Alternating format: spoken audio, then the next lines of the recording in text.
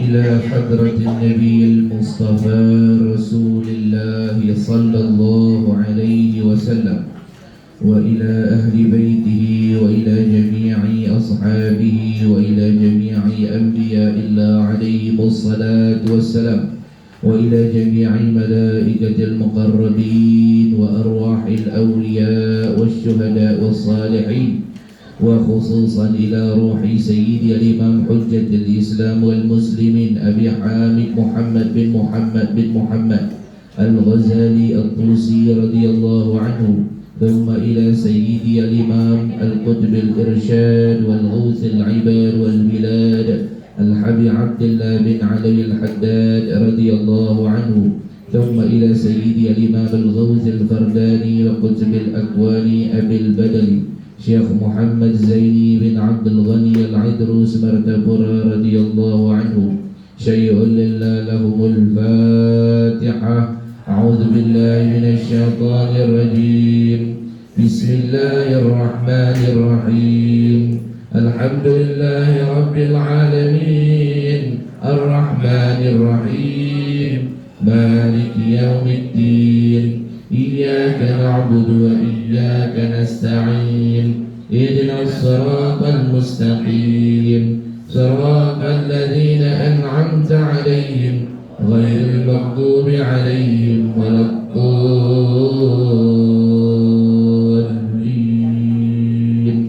آمين. السلام عليكم ورحمة الله وبركاته.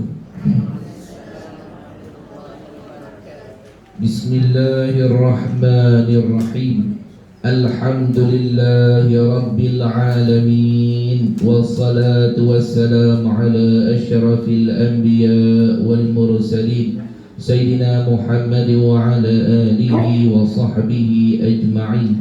اللهم صل على سيدنا محمد الفاتح لما أغلق والخاتم لما سبق ناصر الحق بالحق والهادي إلى صراطك المستقيم وعلى آله حق قدره ومقداره العظيم.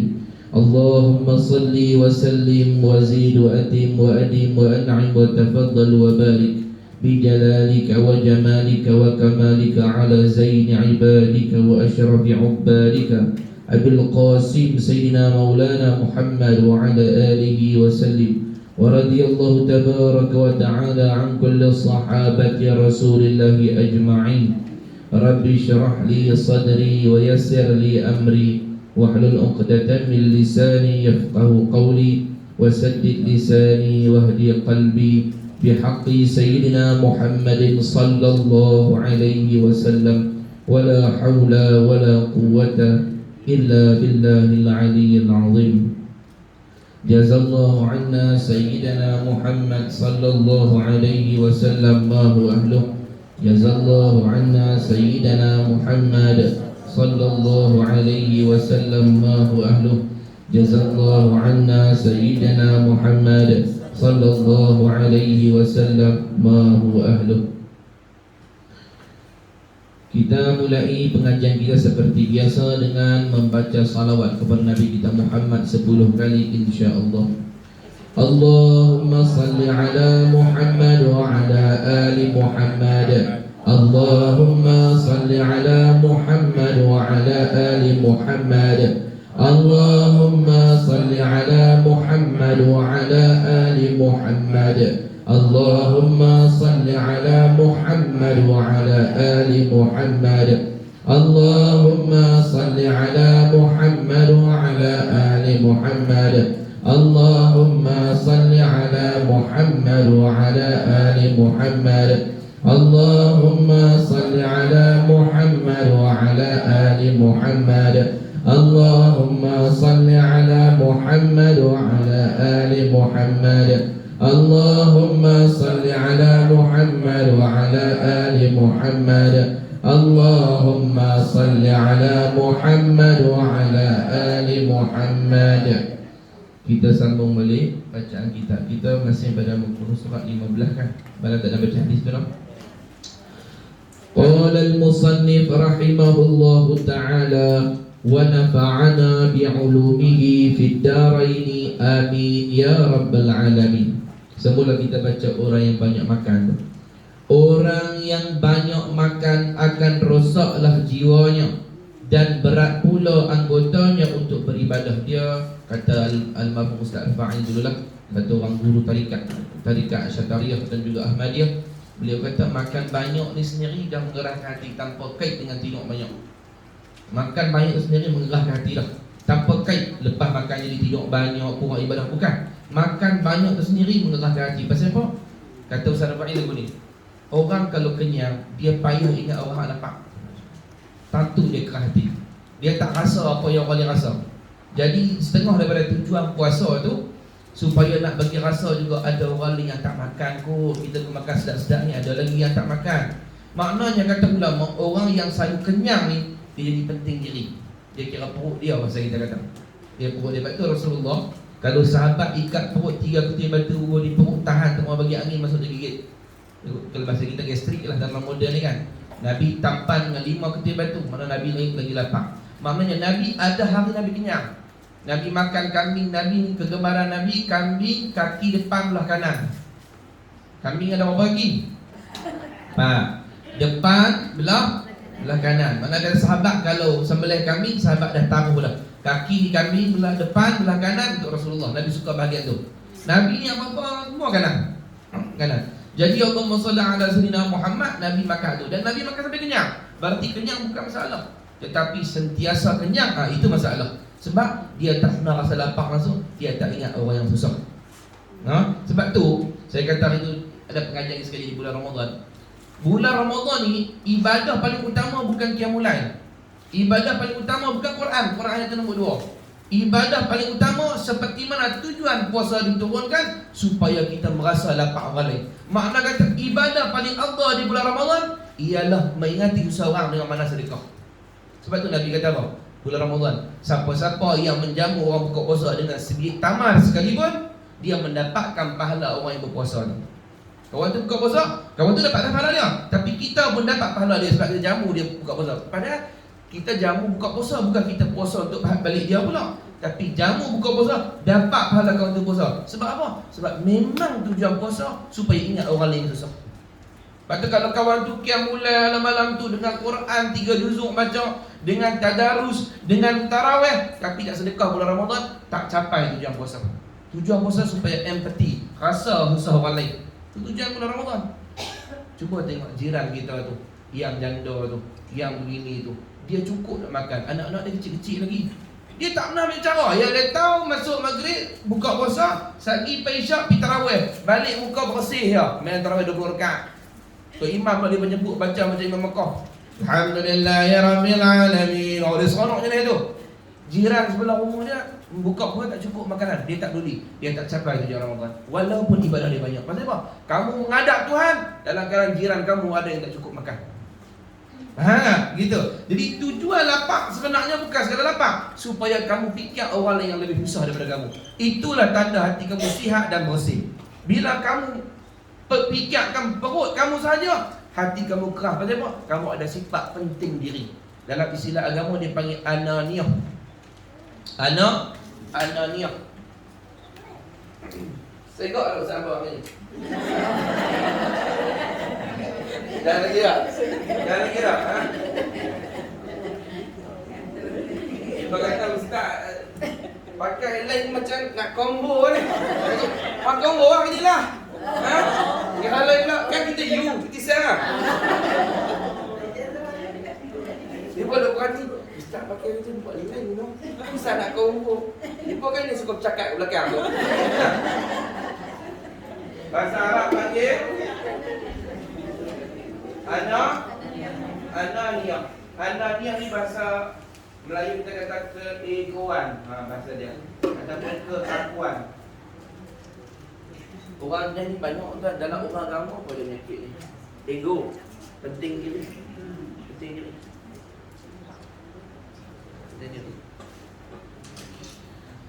Hatta dalam agama pun ada penting diri. Macam mana tuan? Dia pergi umrah dah. Dia pergi umrah 3 kali dah. Dia pergi umrah. Baguslah pergi umrah tu bagus. Tapi Dia duk puluh nak pergi umrah nak masuk syurga. Jiran di tepi rumah dia ada yang tak cukup makan, dia tak peduli, dia kira nak pergi umrah. Tu antara contoh orang ego dalam urusan ibadat. Nampak macam bagus kan? Dok, Tuhan laknat dia. Sebab apa? Sebab Nabi tak ajak kita beragama, beribadat, tak ambil peduli saudara seagama kita. Dalil dia, Nabi kata la yu'minu ahadukum hatta yuhibba li akhihi ma yuhibbu li nafsi. Tidak sempurna iman seseorang kamu sampai dia sayang saudara dia macam dia sayang diri dia sendiri. Ni perut dia kenyang, tapi dia tengok jiran dia lapar, seolah dia lapar. Dia hantar sikit makan dalam rumah dia, kesian dia pun tak cukup makan. Tu orang mukmin. Tu orang mukmin. Bukan yang semayang paling banyak dah. Orang mukmin nak tengok paling jelas sekali, dia sayang saudara seagama dia macam dia sayang diri dia sendiri. Itulah bila banyak makan, terlampau sadu kenyang, dia takut lupa. Sebab dia biasa kenyang, dia terlupa kata ada orang lain lapar. Hak itulah yang mengeraskan hati. Jadi sebab tu, kalau kita nak makan, boleh makan sedap, boleh makan kenyang, pedulikan juga orang-orang sekeliling kita. Sebab tu, saya ingat dia ada seorang sepupu saya, ayat dia sangat mengingatkan saya bila-bila. Kata dia simple, tapi saya jadi perisik dulu saya. Apa dia kata? Dia ni sepupu saya ni agak berduit sikit. Kalau kalau keluar, dia akan bawa saya makan sekali. Tak mana dia makan, dia makan. Apa yang menyebabkan saya ingat bila dia kata apa? Dia kata apa yang kami rasa, dia kata kami makan, kami nak orang lain pun dapat rasa juga. Itu sifat. Jadi kalau kita makan sedap boleh, tapi bagi orang lain pun dapat rasa juga. Mungkin dia tak dapat rasa. Kita nak buat ambil sekampung mampu lah tak boleh. Tapi kita nampak ada anak Melaka kita akan siapa hak kurang sikit, bawa dia seorang, mai ikut makcik, mai ikut makcik makan sekali. Bagi dia rasa juga supaya kita ada empati, rasa kesian kat orang lain. Ada orang tak ada, aku pasal dia, aku ni duit aku. Tuan-tuan, yang ada di kita ni kita punya ke kita dipinjamkan saja? Banyak orang dia tak boleh nak faham yang tu. Kalau dia tanya dia kata ni Allah punya. Tapi perilaku sehari ni dia bukan gitu. Tuan-tuan, isteri, anak, suami, rumah, kenderaan, duit bukan kita punya, Allah punya. Allah bagi pinjam. Allah bagi pinjam tu ujian. Aku nak tengok, aku bagi kat hang harta melimpah ni, hang nak guna untuk apa? Bila dia dapat harta melimpah, ni aku punya, hang punya. Ini aku punya, satu untuk aku, satu untuk engkau. Dua untuk aku, dua untuk engkau. Tiga untuk aku, empat untuk aku, lima untuk aku. Kan cerita biar beli apa dari 7-4 belang dia bahagi kan. Dia lupa kata bukan dia punya, Allah punya. Allah bagi pinjam. Sebab tu ulama kata apabila Allah meningkatkan taraf hidupmu, tambah rezekimu, bukan supaya kau meningkatkan lagi kayamu, tapi supaya luas lagi sedekahmu. Dia bagi pinjam, bagi. Aku nak tengok hang nak guna untuk kau ni. Lepas dia dapat, lagi banyak kata dia dapat, lagi banyak dia sedekah. Ini orang kaya. Saya selalu sebut, orang kaya ni bukan yang memiliki banyak, tapi boleh memberi banyak. Itu kaya. Pasal apa saya kata kaya? Pasal kata dia melimpah ke orang lain, kaya semua. Dia melimpah. Dia kalau ayam, tertadah, lagi tak melimpah, kita kata apa? Tak penuh. Bila melimpah, tu dah penuh lah tu, banyak lah tu. Harta kalau boleh melimpah ke orang lain, dia tu kaya. Walaupun nampak miskin. Ada satu orang kaya, dia jalan kat tepi jalan tu, dia nampak tu budak duk tadah tangan macam orang sedekah pasal malam ke apa, sedekah tu budak baju buruk kat tangan tu. Jadi dia tengok kesian buat apa. Dia beli roti, dia tak bagi duit. Dia beli roti, dia pergi hantar kat budak tu. Tak apalah, dia duk ingat budak tu lapar, orang miskin, makan habislah roti panjang tu. Tengok budak tu, dia dapat seketul tu, saya catat itu, dia kepak dua, satu dia letak kat dia, satu lagi dia pergi jalan, kita tengok dia pergi mana. Ada satu orang minta sedekah ni, dia boleh bagi setengah lagi kau tu.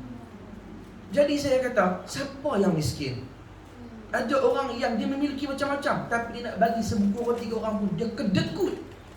Tapi ni, dia sedang tak memiliki, dia pun tak ada apa, tapi dia boleh bagi lagi, dia kaya. Ini orang kaya. Pasal apa? Boleh melimpah ke orang lain kata dia. Jadi agama kita tak mau bagi makan banyak sebab takut duk biasa kenyang, terlupa ada orang yang lapar. Bukan ingat saya sebut itu, apa yang kita ada bukan kita punya, Allah punya. Bagi pinjam. Lepas tu gunalah buat Quran. Sebab tu ada orang yang Tuhan berikan hak ilmu, hang guna untuk apa? Pergi ajak orang lain, supaya orang lain pun boleh tahu jalan selamat ke syurga. Hang dapat redha Tuhan. Allah bagi hang melimpah kau harta. Hang guna harta hang tolong orang lain. Hang dapat kerajaan Tuhan. Allah Ta'ala limpah hang kau jawatan. Hang ada jawatan tinggi. Guna jawatan hang untuk pimpin orang kepada kebaikan. Hang dapat kemuliaan. Semua ya Allah bagi kita kalau kita pandai guna jadi jalan dekat dengan Tuhan. Bila tak pandai guna jadi sumber kena azab hari kiamat esok. No, dalam hadis sebut orang kata banyak zakat tak mau keluar. Orang susah tapi rumah dia tak tolong. Esok dah akhirat Tuhan ambil harta tu lebok dalam api. Lebok dalam api bila timah lebok tu terak atas kepala. Melelah atas kepala dalam Quran sebut ni. Melelah. Lepas tu dalam surah Ar-Rahman kita baca dia kata apa? Orang dalam neraka ni Tuhan boil dia. Tuhan apa dia ni kita panggil didih dalam ayat yang gelegok. Didih. Kulit lekang lah ayat panas kan. Kita ayat tumpah ni masak sotong meletup pacik pun lekat bekas dah kan. Ni bukan meletup ni. Memang celuk dalam tu. Handuk dalam tu. Mengelupaklah kapah kita pun kapah. Sakit kantah dalam kapah sini. Kapah di mana-mana pun jangan rasa makan siang dia. Tak kena sebut nama ya. Kapah pun sakit ni sakit. Dalam Quran surah Ar-Rahman cerita, dia ketika melupak tu, tiba-tiba dia nampak api duk marak menyala. Dia kata, "Oh, mungkin yang ni sejuk sikit kot. Tu api tu." Dia kata dalam Quran sebut surah Ar-Rahman, yang ni sejuk sikit kot dia kata. Dia lompat keluar daripada yang gelegak tu, dia lari betul api tu. Bila betul api tu lagi panas. Mengelupak. Dia tengok ayat tadi, dia lupa. Mungkin hak ni sejuk sikit kot. Dia balik ayat. Bolak-balik lagu tu dalam neraka. Tu teruk macam neraka. Setengah daripada golongan tu orang yang bakhil. Haji bakhil dia mempak baik ikut. Tu. Apa dah ni? Apa macam mana? Allahumma salli Muhammad. Jangan tu haji ada orang minta sedekah. Minta sedekah, demam terus. Duduk buat selimut tu. Selimutkan aku lah bu. Laki-laki ke perempuan bangsa bodoh sungguh kan. Cikgu Murni mai kalau 100 dia bagi. Mai cikgu lain mai RM1. Masuk menjarak bunyi. Kami pergi rumah tu haji kaya. Dia sedekah RM1. Dekupnya tu haji. Cikgu Murni bakar. Tu haji bakhil ni pemurah orangnya. Saya minta sedekah dia bagi 100. Perempuan. Apa tu? Makna kata tu pemurah ada makna tu. Tak ikhlas dah. Allahumma salli ala Muhammad. Semula dia kata orang yang banyak makan akan rosaklah jiwanya dan berat pula anggotanya untuk beribadah. Sebaliknya ia akan hanya banyak tidur dan bicara, banyak menyembah, tidak pun banyak lena sebab banyak makan. Dia pikut tu ya. Bila perut kenyang sama ada banyak cakap ataupun banyak. Cuba tengok bulan puasa orang cakap derah. Ni hang ni mau tak cakap ni. Mau nak besok ni. Dia bulan puasa dia di mana cakap bagus lah. No? Tapi ada seorang pula dia kurang cakap lah. Banyak lena pula dah. Memang kurang cakap sebut lena. Nak cakap apa? Hak dia tak masuk lah. Tak masuk. Dan yang kata kurang makan yang mendapatkan kebajikan bila dia kurang makan kerana Allah. Kurang makan sebab diet tak dapat apa jelak ni. Pasal sebab kurang makan ni berat badan naik dah. Dia kata tak boleh kita kena kurang makan. Hak ni kurang makan sampai kiamat tak dapat pahala apa. Dia kena kurang makan kerana nak merasa lapar nak ikut sunnah Nabi. Ada dapat pahala. Kalau kurang makan kena diet tak dapat. Dia kurang makan apa? Dia naik atas timbang tu. Hak jarum tu dia laju. Dia mulalah. Turun mulai hari ni saya nak minum minyak kosong je. Tahan sehari esok kena si balik. Kan. Contohlah gitu noh. Nah kata, seorang ahli suluk yang banyak tidur dan bicara kemahuannya adalah sekadar igawan dan angan-angan belaka. Siapa-siapa yang kata nak pergi akhirat, nak jadi kasih Tuhan, tapi dia banyak tidur, banyak cakap, maka apa hak dia nak dapat tu igawan semata-mata angan-angan, takkan dapat. Nak jadi wali, nak jadi wali tak? Nak jadi wali, banyak makan. Bila banyak makan, banyak lena, banyak sembang, mimpi sahaja. Takkan jadi wali. Sebab bukan sifat wali banyak tidur, banyak sembang. Wali ni banyak apa? Banyak ibadah pada Allah. Banyak ibadah kepada Tuhan.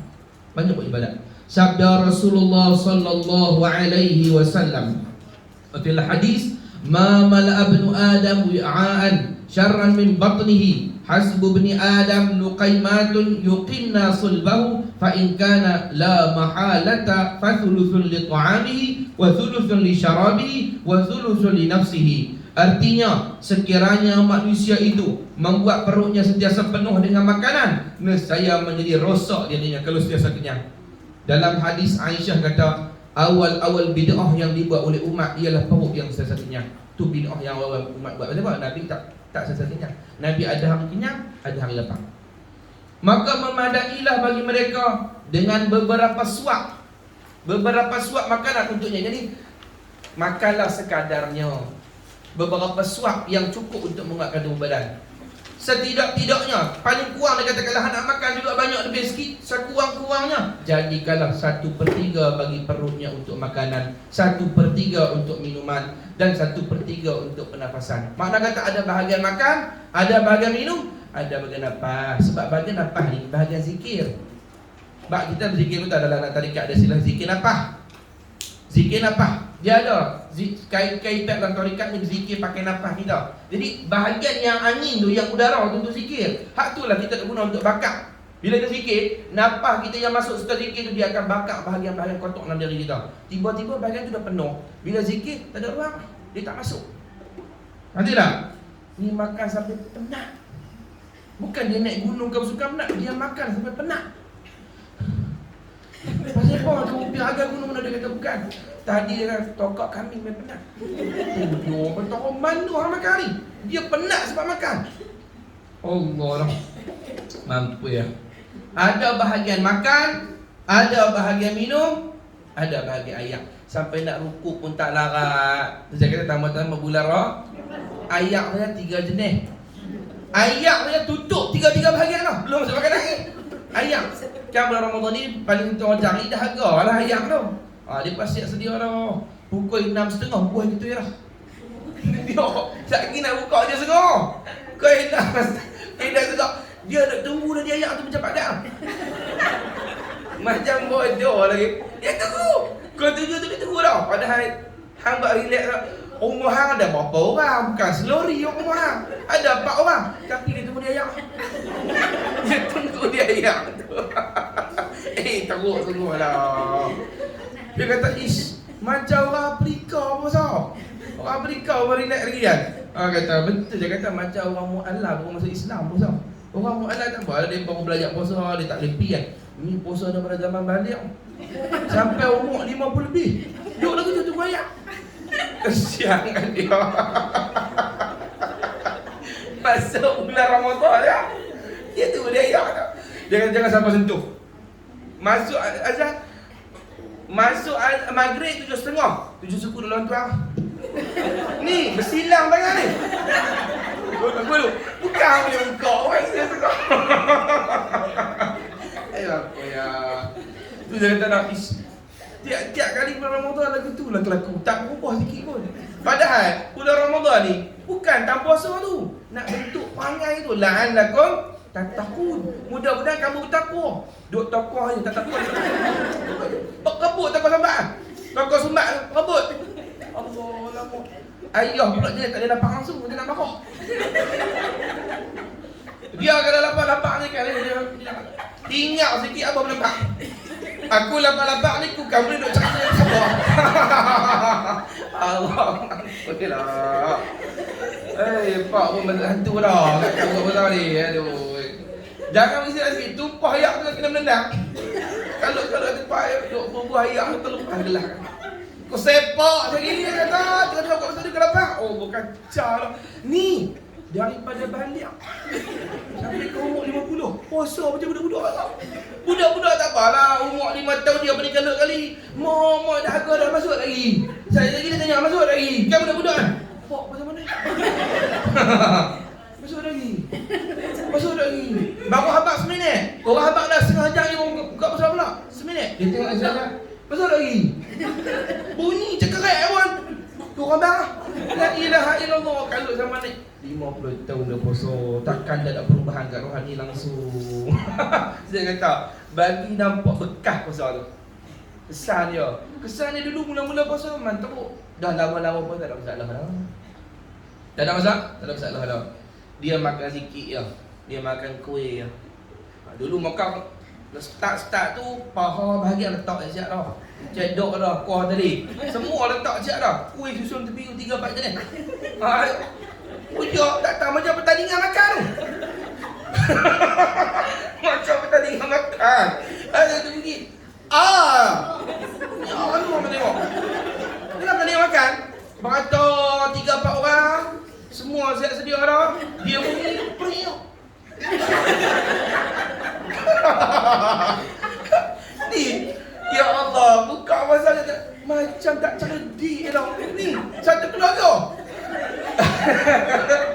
Dah.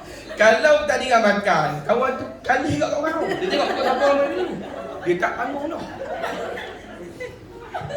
Dia tak ingat tu. Asal lagi? Asal lagi? Pakai lawan dengar. Seorang dia buka tingkap. Ada dia buka pintu dapur. Buka dia dengar. Orang tak. Bunyi. Tak. Tak bangun lah.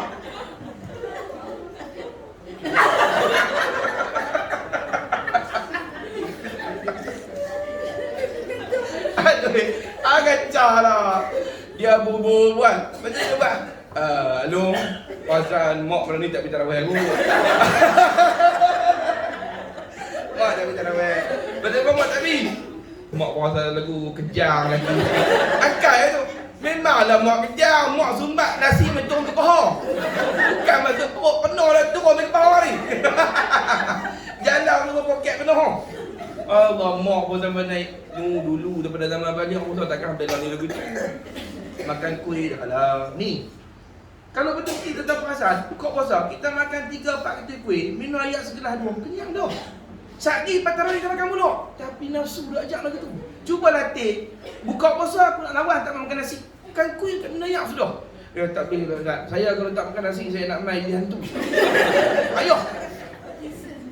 Dia nak main hantu dia tengok orang, tak iman kalau berjalan lambat dia nak ditampak ke depan. Diam. Tengah semayang ni, dia tadi makan kuih, dia nak try buat. Dia dengar ustaz tu, dia nak try buat. Tak apa, kita tahu ni lawan nafsu. 3 minit kurma. Minum air segelas. Air kosong, tak banyak mana. Nampak. APP lah, kita dia penjemput tahfiz mana baca banyak. Sambil dia semayang, aku cuti mengarah. Aku tunggu wisalam dia, aku sepak udah dia lagi. Baca banyak-banyak apa? Tak apa banyak-banyak. Orang kunut tu, 15 kat atas tu. Dia awal kunut dah. So memang dalam mazhab Syafi'i ada pendapat kata boleh daripada awal boleh kunut dah. Dia kunut panjang dah. Allahumma hdina fi man hadait wa afina fi man afait. Macam surah ni pengalaman je kan. Wa afina fi man afait. Wa tawallana fi man tawallait. Allahumma ansur ikhwanana fi Palestin. Wapi Afghanistan, wapi India, wapi Patani, wapi yang belakang teruk lah. Wapi katok lagi. Wapi mampu 3 biji kurma. Lepas tu kali tu lah, lepas tu 3 pinggan. Kali tu lah 3 biji. No? Hak ni dia makan zuhur je. Pasal apa? Hari tu buka puasa dengan ustaz.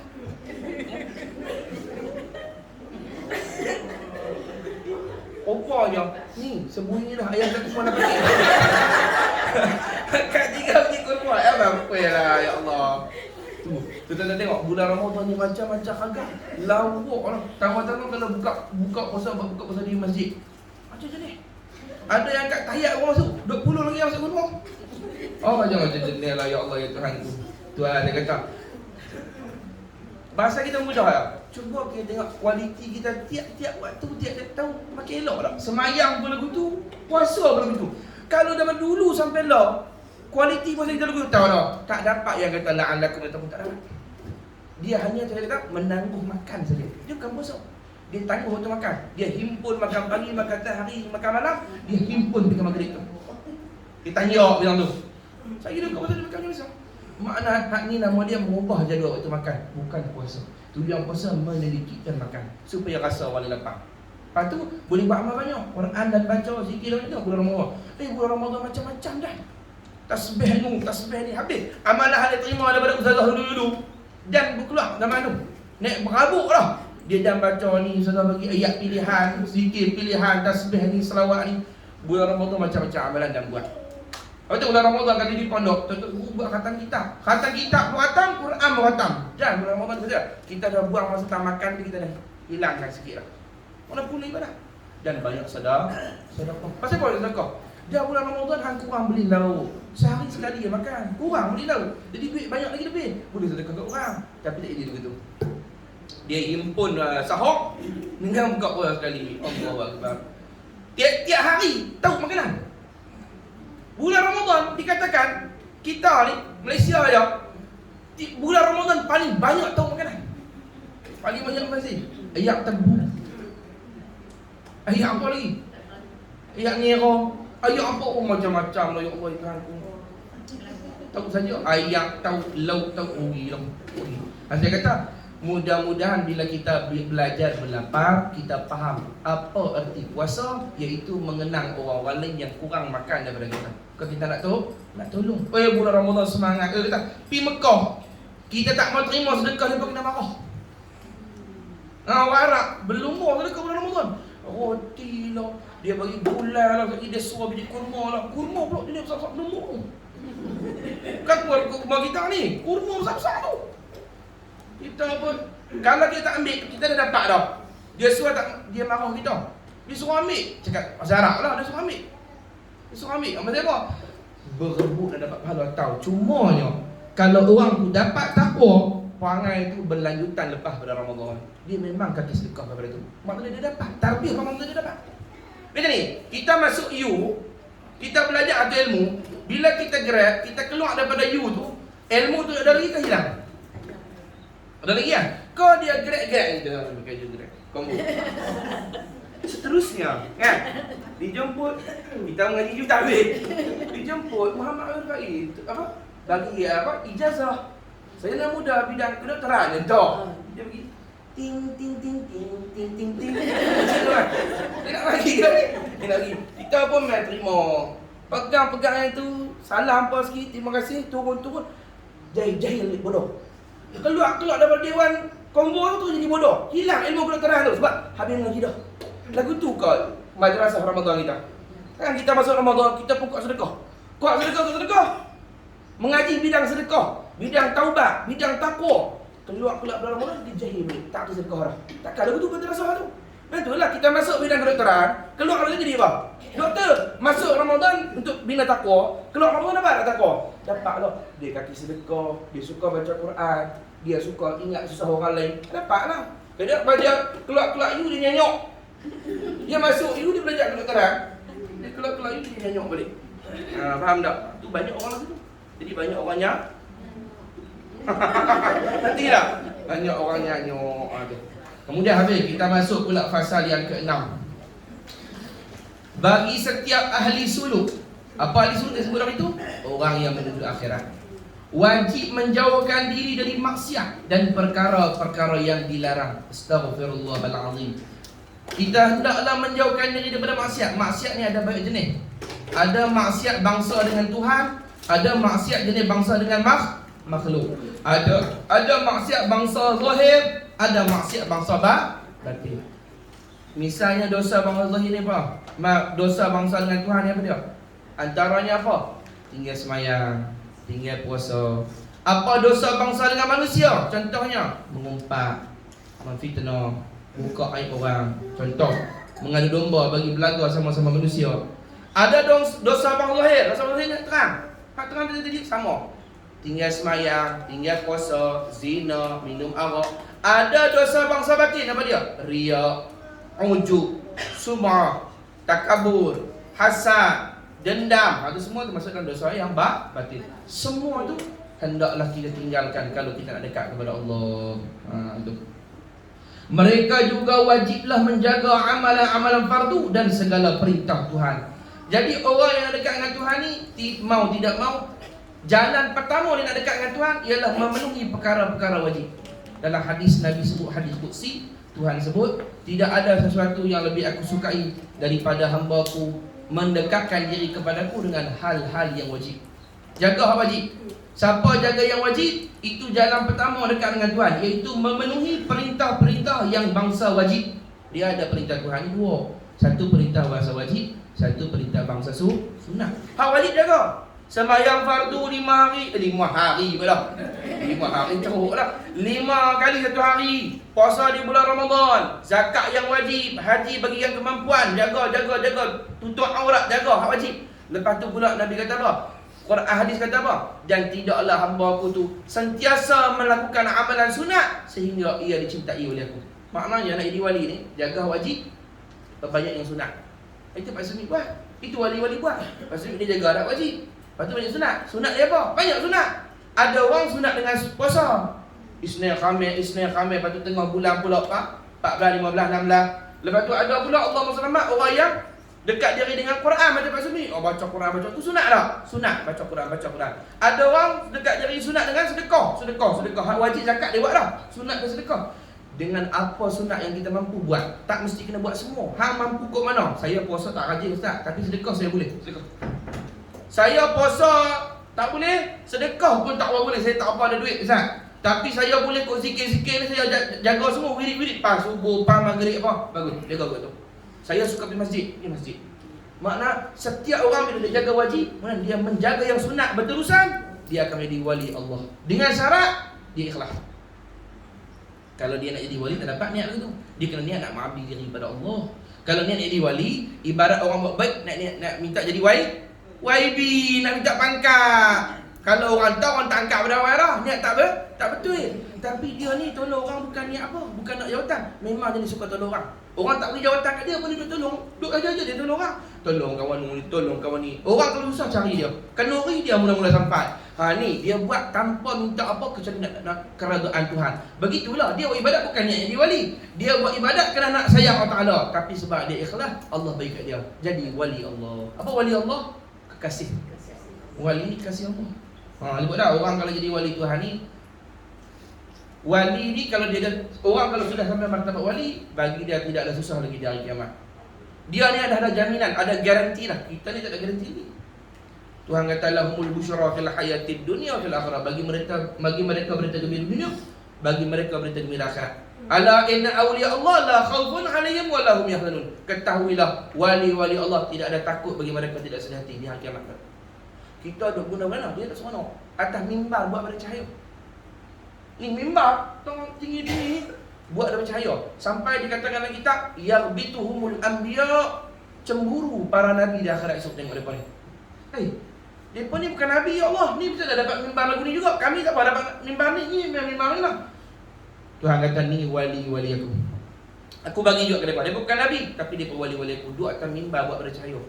Orang lain semua guna mana? Depa duduk begitu relax atas mimbar tu. Siapa tu? Wali-wali Allah. Mudah-mudahanlah kita dapat jadi wali-wali Allah walaupun tak layak.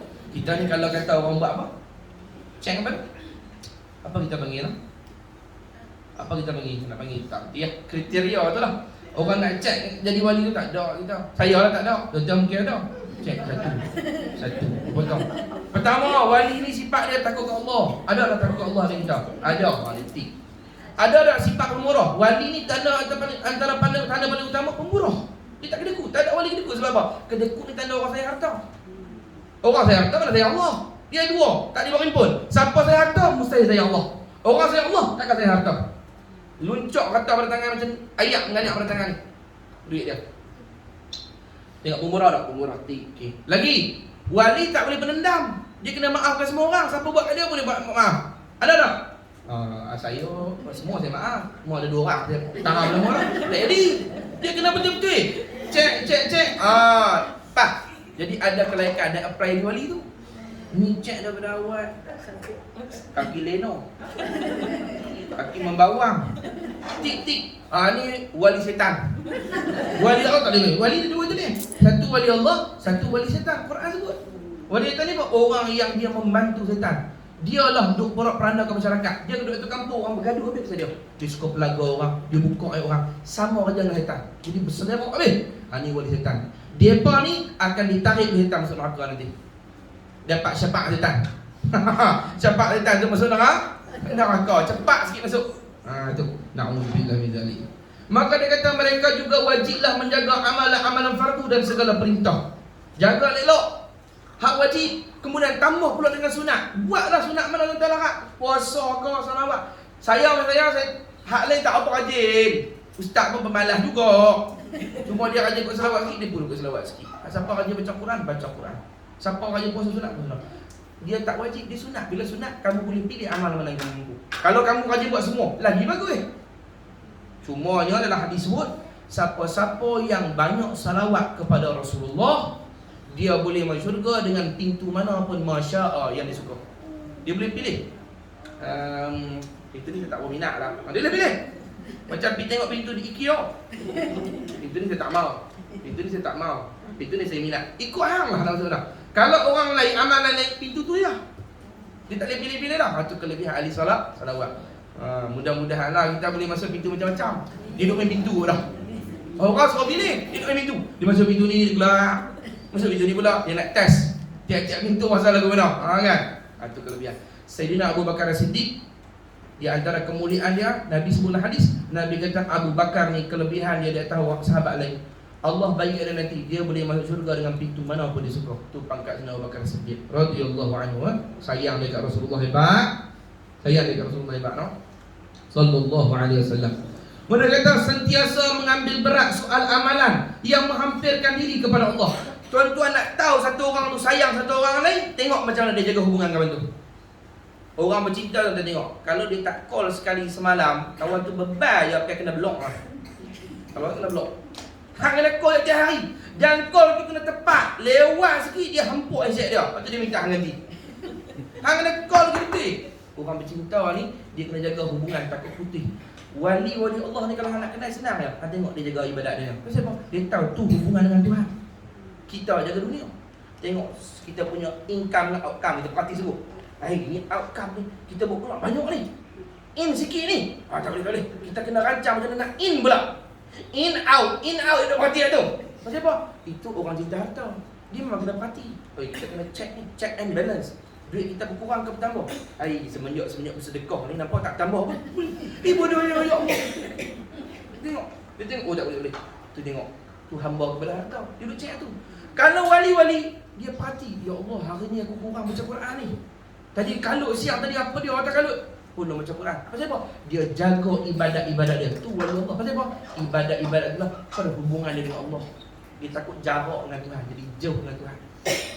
Orang kita takut jauh hati sama-sama makhluk. Tuhan jauh hati dengan dia. Bahasa saya lah. Bukan Tuhan tu berhati, tapi bahasa saya Tuhan jauh hati dengan dia, merajuk dengan dia pasal dia kurang beramal, dia tak fikir tu. Dengan makhluk dia jaga hubungan, dengan Tuhan dia tak jaga. Hari ni salawat kat Nabi pun sikit ni. Perhati. Tahun lepas aku kaki salawat lagi. Tahun ni tak apa kaki salawat. Jadi kaki drama pula. Bertukar kaki pula. Tahun lepas kaki salawat. Aku tahun lepas tiap hari 5,000 cukup salawat. Hebat. Tahun ni 1,000 kadang-kadang tak cukup. Apa dia buat tahu? Kaki tak ada kecil mana? Macam mana? Kurang salawat. Pasal apa? Pasal dia tak memerhatikan hubungannya dengan Allah dengan Rasulullah. Itu pasal. Di antara tanda-tanda ahli akhirat orang suluk ni apa? Dia sentiasa mengambil berat soal amalan yang menghampirkan diri kepada Allah. Selalu perhati. Perbanyakkan melakukan amalan baik. Tambahlah amal baik semampu kita. Wa qul i'malu fasayarallahu 'amalakum wa rasuluhu wal mu'minun. Quran kata, beramallah kamu. Nescaya Allah Ta'ala akan memperlihatkan amal kamu itu kepada Rasulnya dan orang-orang mukmin. Tu. Itu kita ada tafsir sikit ulama kata. Wa qul i'malu. Katakan Muhammad, i'malu, beramallah orang beriman. Fasayarallah, Tuhan akan tengok amal kamu. Wa rasuluhu, Rasul akan tengok amal kamu. Wal mu'minun, orang mukmin akan tengok amal kamu. Orang mukmin mana tengok amal kamu? Ulama kata bila kita buat amal pertama sekali, Tuhan menyaksilah kita buat amal. Yang kedua yang akan menyaksi amalan kita siapa dia? Rasulullah. Kita buat amal ni semua Rasul tak. Ni mengaji ni Nabi tahu. Mudah-mudahan Nabi gembira dengan kita hari ini. Amin ya rabbal alamin. Nabi tahu. Kita buat dosa Nabi tahu, kita buat amal baik. Dalil dah tadi. Fasayarallahu amalakum wa rasuluhu. Allah tengok amal kamu, Nabi tengok amal kamu. Kemudian wal mu'minun, orang mukmin tengok amal kamu. Siapa mukmin? Di sini ulama tafsir. Antaranya kata ulama yang dikatakan orang mukmin tengok mak yang kita yang meninggal. Anak cucu buat amal dia tengok. Bila anak cucu dia buat dosa, dalam hadis sebut, dalam syarah sudur kata, dia angkat tangan, ya Allah, balikkanlah anak cucuku kepada jalan tu. Balikkanlah, taubatlah, bagi dia taubat kepada Tuhan. Dia minta. Maknanya tok orang kita dulu hakal soleh-soleh, dia bukan berhenti buat kerja, dia doa kepada cucu dia lagi. Ada berapa banyak anak cucu dia soleh, bukan sebab dia soleh. Doa nenek moyang dia dulu. Ada tok wali ke nenek moyang dia, orang soleh, orang masjid apa, dia doa kat cucu dia. Dia akan doa, dia kata, ya Allah, bini cukup buat dosa, berilah hidayah, taufik dia. Sebab tu kalau keturunan orang baik ni, lah kali kalau dia jahat, lah kali dia akan taubat tengok. berkat doa nenek moyang dia. Dia buah minta maaf sebut dia main perempuan ke, dia berzina, dia minum arak apa semua. Tapi hujung-hujung ayat ni dia patah balik kat taubat. Kata apa? Dulu Tok Guru, nenek moyang dia Datuk Guru, ada orang soleh, Datuk Wali. Doa dia betul lekat ke dia. Tu penting kan cari orang yang ada keturunan orang soleh. Jadi orang kata DNA tu dah ada lah. Ciri-ciri ni soleh tu ada. Nabi suruh pilih keturunan yang baik-baik. No? Kemudian Allah SWT Muhammad. Lagi ulama siapa dia yang kata orang mukmin yang tengok tu lain daripada mak ayah kita? Juga wali-wali Allah. Tok Guru hak pernah mengajak kita, dia tengok amal kita. Dia mati dah. Contoh saya dengan Tuan Salam. Tuan Salam meninggal dah. Tapi apa yang saya buat, dia tahu. Saya duk mengajar ilmu dia tahu. Saya duk sebut nama dia tahu. Itu di antara dia. Tafsir Al-Quran tu ulama kata. Jadi bila kita buat amal, Allah nampak. Rasulullah gembira, keluarga kita, Tok Guru kita yang tengok amal kita pun gembira. Kalau kita buat dosa, dia pun bersedih juga. Jadi buatlah amal yang baik-baik. Allah Ta'ala saksi dan mereka akan menjadi saksi kita di hari kiamat nanti. Begitu. Kata Imam Al-Habib Ali bin Muhammad bin Hasan Al-Habsyi Qutbul Wujud radhiyallahu anhu, kata Habib Al-Habsyi, "Bayyi wajha nabikum bi salahi a'malikum." Putihkanlah, serikanlah wajah nabi kamu dengan amal soleh kamu. Kamu buat bagi nabi kamu tersenyum dengan amal kamu. Jangan bagi nabi sedih. Buat amal soleh. Bila kamu buat amal soleh, bukan sekadar kamu dapat redha Allah, kamu menggembirakan hati nabi kamu Muhammad sallallahu alaihi wasallam. Buat amal. Ada cerita tu makcik tu, nama makcik tu saya tak ingat, makcik tu nama Sofia tak kata di Indonesia kan. Di Surau. Ada siapa nama Sofia di sini? Tak apalah, baguslah nama sama dengan orang soleh. Dia duk teriak lepas berduha, dia teriak. Lepas tu orang cerita dari tu, orang tanya dia, pasal apa dia teriak? Dia kata dia malu dengan Rasulullah, dia kurang salawat. Dia salawat bertahiyat tadi sampai ke duha tu, berapa salawat dia? 18,000. 18,000. Tu pun dia teriak. Dia kata dia malu dengan Rasulullah, hari ni dia kurang kirim salawat. Mana kata dia yakin Nabi tengok amal dia tu. Kita buat amal Nabi tengok. Tuan-tuan pergi semayang masjid, tuan-tuan buat kebajikan kepada suami, tuan-tuan jaga Quran, tuan-tuan zikir, semua Nabi nampak. Dan ahli kalau kita yang soleh-soleh nampak. Dia tak nak dia buat baik ke tak? Itulah mudah-mudahan kita ni orang yang membanggakan Nabi, membanggakan keturunan kita, menjadi kebanggaan leluhur kita, no? Mudah-mudahan amin ya rabbal alamin. Kita ni kalau jadi baik, nenek moyang kita walaupun seronok, cucu cicit kita pun seronok. Tengok, hak balik atas dia akan bangga cucu dia hebat ni. Hak balik bawah bangga tok wan dia sampai sehebat ni. Kita semua bukan aku tu tuan kita tok wali, tak wali begitu aku tok wali bawah. Kita berbangga keturunan. Berbangga tu bukan bangga sombong, bangga seronok, bahagia, terharu, gembira. Cucu tok Nabi, cucu tak salah. Seronoklah, tok guru besar, boleh tumpang. Begitulah. Orang buat baik ni bukan takat di akhirat, dunia pun dah memuliakan dah. Dia memuliakan leluhur dia, dia memuliakan keturunan di bawah dia. Kalau dia soleh. Kalau dia buruk, hak atas memandung aku, hak bawah memandung aku. Hang cucu siapa ni? Contoh saya sebut cucu siapa? Contoh, tak sebut nama apa, tak paling takut. Saya tak boleh sebut kan ni. Aduh, aku sebut nama siapa ni? Tok Man kita kata. Kalau siapa-siapa ada nama Tok Man di sini, minta ampunlah, tak ada kena mengenal. Tok Man lain ni, Tok Man Uganda tu. Belah Afrika apa tu? Tok Man. Hang cucu mana? Cucu Tok Man. Kaki mencuri ya tak ada mau. Pasal apa? Tok Wan hang kaki mencuri sampai tahap tu. Turunan. Anak agama dia jaga kita tu. Nabi suruh pilih nasab yang baik-baik. Nasab yang baik-baik. Nabi suruh pilih. Sampaikan Allahumma salli ala Muhammad.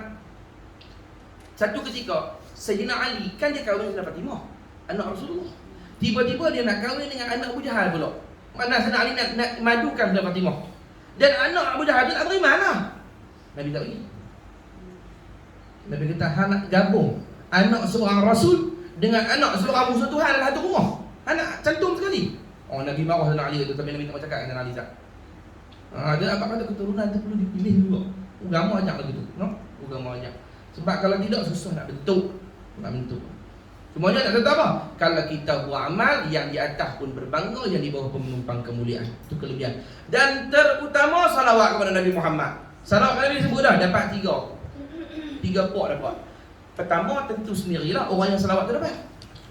Patu pula orang salawat ni hak balik atas ni keturunan sampai atas ni semua bukan dapat pahala. Dan juga hak balik bawah, anak cucu dia walaupun tak ada kahwin lagi, dia tak kahwin lagi, tak ada anak lagi, tak ada cucu, nanti dapat Tuhan simpan dah kebajikan yang dah bagi dah. Hasil dia salawat kepada Rasulullah. Lebih kuat tu. Dia pecah 3 cabang, naik dia atau naik ke atas, turun ke bawah. 3 pok dapat. Tanpa dia niat dapat. Sallallahu alaihi wasallam, salawat pada Nabi kita Muhammad sallallahu alaihi wasallam. Lagi, mereka tidak mempunyai sebarang beza dengan orang lain kecuali dalam sudut bersegera melaksanakan ketaatan kepada Allah, menjauhi dari segala bentuk kelalaian dalam pengabdian. Orang-orang soleh, para wali ni zahir macam kita lah, bukan kata pelik macam mana kita makan nasi, dia pun makan beras. Bukan, makan macam kita. Kita makan sepinyan, dia pun makan sepinyan. Kita pun tidur, dia pun tidur. Kita menikah, dia pun menikah macam kita. Zahir. Cuma beza tu, mereka segera ketaatan pada Allah berbanding kita. Mereka lagi laju. Kadang-kadang tak azan, dia duduk di masjid lah. Kita tak dengar lagi azan. Kadang-kadang kita zuhur pukul 4 baru sembahyang. Asar masuk 4 setengah, pukul 4 baru sembahyang. Tu martabat kita. Makan sama naik ni pun sama aja. Tapi yang beza kita dengan mereka, mereka paling bersegera taat kepada Allah. Kenapa? Sayang dia kepada Allah. Lepas tu Nabi sebutlah hadis. Nabi kata orang yang bila dia dengar azan, dia pun bergerak pergi ke masjid. Dia sempat semayang dengan Tok Imam, nanti di akhirat muka dia bersinar macam bintang. Orang yang hadir dekat-dekat azan, mana kita kata 2-3 minit sebelum azan, dia bergerak pergi. Dia awal sikit daripada orang azan, muka dia bersinar seperti bulan purnama di hari kiamat esok. Nabi dah kata ada orang yang muka dia macam matahari, terang menerang depan dengan ni. Dia sampai sebelum daripada azan, 5 minit sebelum dia merah, dia mengiktikaf di masjid. Dia menunggu semayang, kita panggil rabitatul salah, menunggu semayang. Maknanya ada orang yang wasabiqun as-sabiqun, mereka mendahului akan orang yang dulu. Dia potong kita. Kita baru dah salawat 100, depa 3000 dah. Kita baru buat 2 rakaat duha, 2 rakaat. Kita baru buat 8. Makna kata depa mendahului. Sayyidina Umar dulu, dia duduk numpang dengan Sayyidina Bakar. Sayyidina Bakar ni hebat semua, tak payah orang nak tiru. Payah semua orang nak tiru. Sayyidina Umar, dia akan, Allahumma salli ala Sayyidina Muhammad, dia akan tahajud, dia akan witir sebelum tidur. Pasal apa? Pasal dia takut tak jaga. Dia akan witir dulu. Kan kita kalau takut tak bangun, kita boleh witir sebelum tidur, dapat pahala solat bangun malam dah. Sayyidina Abu Bakar dia tak akan witir sebelum tidur. Pasal apa? Dia mesti bangun. Sayyidina Umar geram sungguh.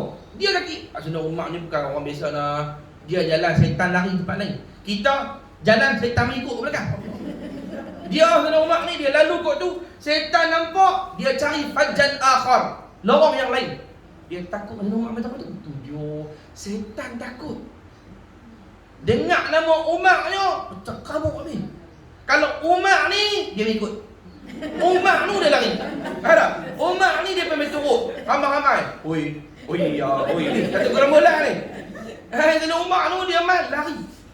Kuat ibadat dah. Tapi dia tak dipotong Sayyidina Abu Bakar. Sayyidina Abu Bakar dia takkan witir boleh tengok sebab dia memang akan bangun. Dan dia kalau baca Quran, orang lain tak nak teriak ni. Dia baca dia teriak. Satu hari Sayyidina Umar nak lawan Sayyidina Abu Bakar ni, dia kata tak apa. Dia nak tengok Sayyidina Abu Bakar punya perangai. Lepas subuh Sayyidina Abu Bakar ni suka hilang. Dia kata apa? Aku nak pulang baca Quran lebih. Lepas subuh aku baca Quran. Kira Sayyidina Umar balik rumah dah. Menang aku lah. Aku baca Quran lebih. Dia pun lepas subuh dia baca Quran. Dia baca. Dia tengok Sayyidina Umar balik awal. Aku baca Quran. Baca. Dia turun. Dia nampak Sayyidina Umar duduk masak dah rumah janda. Duduk tolong masak. Hantar gandum. Hantar daging. Dia dulu. Sebelum wirid. Habis bagi salam. Dia turun dah. Pergi cari rumah Usah. Dia mula-mula sedekah hari tu. Sayyidina Umar kata kalah lagi.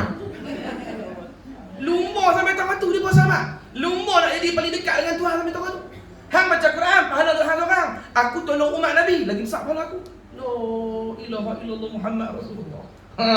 Tu yang kata sahabat-sahabat Nabi didik depa ligan kot tu. Kita tengok kapet baru, kita pun kena beli kapet baru. Tu dia cara kita. Dia beli sofa baru, kita kena beli sofa baru. Kita kena beli kalah, tak boleh kalah kita. Jadi itu. Depa sahabat bukan begitu. Depa pulung buat kebajikan. Berlumba sedekah. Sampai saya kata itu dah. Sahabat berebut nak minta orang yang musafir minta rumah mereka. Rumah aku dah. Rumah hang itu pi dah. Hang kata dah. Rumah hang baru ni. Rumah aku pula. Berebut. Macam ni lah Tok Guru mai orang berebut nak salam ni. Turun dia Tok Guru sampai lumpuh. Berebut nak salam. Tok Guru tu tanyanya takkan salam tangan kiri, tangan kanan. Dia pun punya berebut, duk tarik tengah kawan tunggu tu. Tarik, lagi dia balik ke tunggu. Dia berebut. Tapi time tu yang kita berebut, dia pun dah. Oh, kalau semayang dia berebut duduk belakang. Nak duduk belakang Nabi. Paling dekat. Sebab apa? Saat dia bagi salam pertama, dia orang mula-mula tengok muka Nabi. Yang kedua, mula-mula salam dengan Rasulullah. Berebut. Perang pada begitu. Nak duduk paling dekat dengan Nabi SAW. Dalam perang Uhud, Nabi kita perang, itu peristiwa antara peristiwa paling besar dalam hidup Nabi, perang Uhud lah. Pasal dalam peristiwa itulah mati 70 orang sahabat besar.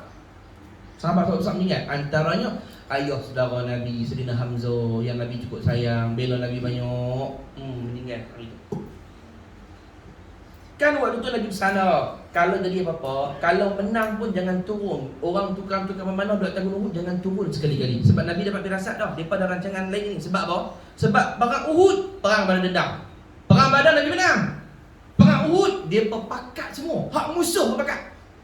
Kita dalam bab ni kita pakat. Mesti Muhammad kena mati macam mana bunuh kali ni. Dan sahabat-sahabat, mereka dah coret muka dah, mereka dah target berapa orang nak kena bunuh. Sebab itu, bunuh keluarga mereka waktu perang badan. Sebab tu 70 orang sahabat mati. Dia memang target siap lah. Antaranya hak menakan Nabi Sayyidina Hamzah. Memang dia target. Jadi dalam perang tu Nabi pesan, Nabi dah berkata tak hati, siapa-siapa yang duduk atas gunung Uhud, kalau menang pun jangan turun. Nabi habaq lah.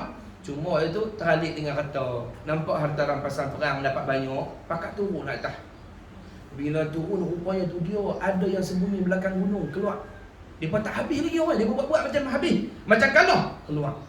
Bila keluar pula, dia serbu Rasulullah. Bak ni kan dah pecah orang pakat-pakat duk pecah harta. Nabi duk sorang-sorang. Lalu dia berlaku ke Rasulullah. Yang dia pun ramai-ramai, dia pun hentak ni topi besi Nabi ni. Pecah. Pecah dua. Terbelah dua ni, tikam bibir Rasulullah ni. Pak maksud dia. Ni tembus dalam ni. Gigi Nabi patah dua. Dua gigi Nabi patah. Punya kuat besi ya, topi besi. Patah tikam mulut Rasulullah. Itulah yang sahabat agak terkilan, dia rasa bersalah dengan Nabi sampai sudah. Dia langgar perintah Nabi dan Nabi hampir-hampir terkorban sebab dia. Sebab dia. Tapi nak ceritakan depa lepas bila lepas perasan Nabi begitu berebut, pakat-pakat berebut pitolong Rasulullah, mati pun tak apa. Yang tu lah waktu tu ada orang panah 70 anak panah kena dada sahabat. Yang nak sahabat pilih tu. Depa berebut masuk syurga. Ni Nabi dah terus sakit dah. Nabi dah jatuh kebah. Lepas tu dah Nabi tak nak lawan dah. Penapih ni pun dah jatuh dah, Nabi dah sakit dah tu. Sebab hari tu Nabi pakai dua baju perang. Satu baju perang 50 kg. Dua baju perang 100 kg. Tu kuat Rasulullah. Kita tak boleh pergi betul tu. Jadi berat. Nabi dah jatuh. Lepas tu dia pun duk tarik dah pada Muhammad ni memang jadi mangsa kita lah, tarik. Bila tarik tu lah sahabat tengok daripada tersidak. Dia rasa menyesal. Dia lompat pergi depan tahan dada dia. Kena ada 70 anak panah. Bersemuk darah ni. Khabar daripada Rasulullah. Seorang lagi sahabat, ni pedang, lawan. Sampai putih tangan. Ada yang dipenggal leher dia. Pakat tebus pada sana. Orang salah. Mereka berlumba-lumba mempertahankan Nabi Muhammad SAW. Dia pun ni sahabat-sahabat. Tuhan pilih mereka kena lah. Maka kalau kita Nabi meninggal lah. Dia pun jaga Nabi sembuh. Sallallahu alaihi wasallam. Kan tak? Sahabat tu nama Abu Ubaidah Al-Jarrah. Dialah yang cabut Nabi punya besi daripada mulut Nabi tu dengan gigi dia. Dia tak cabut dengan tangan dia. Dia takut cabut dengan tangan kasar. Dia cabut gigi pelan-pelan. Dia gigit besi kat muka Nabi tu. Yang mulut dia kapak bibir Rasulullah. Tu. Dia kata kalau aku cabut dengan tangan, jawapan aku nak tebus salah aku dengan Nabi. Dia kata sikit dia kata. Bila aku cabut dengan gigi, payah nak cabut dengan gigi ni. Lebih susah. Maka lebih besar jawapan aku nak jawab. Nak tebus salah aku tadi tinggal Rasulullah. Dia cabut gigi dia. Dia gigit, dia tarik pelan-pelan, jatuh tu. Gigi dia pun patah. Bak besi tu, dia pecah. Dia cabang, tikam soal isi tu payah keluar. Jadi kena gigit tu, gigit. Gigi dia patah tu. Lepas. Gigit pula. Lepas. Dua gigi dia patah juga. Dalam sebut dalam riwayat tu. Darah dia meleleh. Dia tadah darah tu, dia minum. Kalau dia pergi ke bahagian Uhud, sampai lah gua tu ada. Gua yang darah Nabi ni tu ada. Tapi lah ni gua habis tutup lah. Darah tu dah sampai lah dalam gua tu. Dan kalau kita masuk gua tu, bau wangi. Bau darah tu. Tak ada darah tu. Sampai lah dah. Ada setumpuk darah Rasulullah. Sampai lah. Kalau mutawif yang cerdik, yang pandai, yang biasa tak, dia akan bawa. Cuma ni bertutup lah. Bau. Kita masuk gua tu memang bau wangi. Wangi sewanginya. Wangi tu memang darah Rasulullah sallallahu alaihi wasallam. Dia lah minum darah Nabi. Yang Nabi katakan darah hang dah bercampur dengan darahku, maka Allah haramkan jasad hang daripada api neraka. Yalah, nak cerita apa? Sahabat ni berlumba-lumba dalam akhirat, termasuklah mereka berlumba-lumba dalam mencintai Nabi kita Muhammad sallallahu alaihi wa ala alihi wasallam. Kalau Nabi hidup dalam ni, kita nak buat lagu tu kat Rasulullah? Tak tentu. Tak tentu. Sebut sayang semua boleh sebut. Nak buat lagu tu kat Nabi? Tak tentu. Sahabat bukan dia korban harta, nyawa. Nyawa. Ada sahabat tu disebut dalam ayat, Nabi nak dibunuh, dia datang depan Rasulullah, dia perang, dia lawan semampu dia, kemudian dia ditusuk di tengah dada dia. Kemudian tusuk, darah dia hambung. Nitik lah mana ni, dia ambil darah dia tu. Dia nak gugur ni, dia hambung di muka dia. Dia pocik di muka dia. Dia kata turbah dia kata. Gembiralah. Hari ni darahku mengalir kerana Rasulullah kata. Dia turbah depan Rasulullah. Mati Rasulullah. Dia gembira kerana mati demi Rasul. Tu sahabat-sahabat, betapa mereka berlumba untuk hal akhirat. Kita nak buat sampai ke Nabi dulu, Nabi tak ada dah. Apa kita nak buat? Nak buat je sahabat tak boleh. Paling kurang untuk makam kita, apa kita boleh buat? Salawat. Lagi hidup sunnah. Yang suami, didiklah anak dengan baik-baik isteri kamu. Itu amanah Rasulullah. Yang ibu, didiklah anak baik-baik. Jagalah kebajikan suami kamu. Ketua kampung kena jaga orang dalam kampung dia. Tuan imam kena jaga orang dalam qaryah dia. Itu tanggungjawab amanah Rasul. Kan Nabi nak meninggal apa Nabi pesan? Ketika Nabi nak wafat, Nabi kata as-salah wa ma malakat aymanukum. Kan Sayyidah Fatimah pergi dengar Nabi duk cakap ni, waktu tu Nabi dah sandak di dada Sayyidatina Aisyah. Nabi duk begitu dah. Tiba-tiba Sayyidah Fatimah nampak ayah dia mulut gerak sikit-sikit. Suara tak mendengar ni. Dia memang ujung-ujung ni. Jadi Sayyidah Fatimah pergi tahu kata apa? Rembang lah. Tak telinga dekat dengan Rasulullah. Nabi sebut berulang kali. Nabi kata as-salah wa ma malakat aymanukum. As-salah wa ma malakat aymanukum. Jaga semayang, jaga orang di bawah kamu. Jaga semayang, jaga orang di bawah kamu. Kalau suami, tengok isteri dan anak dia. Tok Wan tengok cucu. Ketua kampung, jaga orang kampung. Tengok orang di bawah kamu, dia taat dekat Tuhan, dia semayang tak, dia kenal Tuhan tak. Kamu kena perhatikan tu. Hak tu pesan Rasulullah tu. As-salah, semayang, wa ma malakat aymanukum. Orang yang di bawah kamu, perhatikan tak tu. Bahawa banyak orang tak menjaga dua amanah ni. Semayang pun berterabuk, anak bini pun tak dididik dengan agama yang betul sempurna. Ni dia mensia-siakan, dia khianat amanah Rasulullah sallallahu alaihi wa ala alihi wa sahbihi wa baraka sallam. Tu perhatilah. Jadi banyaklah, buatlah amal baik. Semua saya cerita tadi nak cerita macam mana para sahabat, mereka radhiyallahu anhum ajma'in pakak berlumba-lumba dalam amal kebajikan. Kita tak sampai tahap tu tak apa. Sebab kita tak ada Nabi depan kita. Tapi apa yang sunnah Nabi, lumba buat. Nabi kata man ahya as-sunnati inda fasadi ummati falahu ajru syahidin. Siapa-siapa hidupkan sunnahku di waktu rosak umatku. Ni waktu rosak umat ni, dia hidup sunnah Nabi. Satu lah sunnah Nabi, dia dapat pahala syahid. Syahid, pahala syahid kecil besar. Dia dapat satu.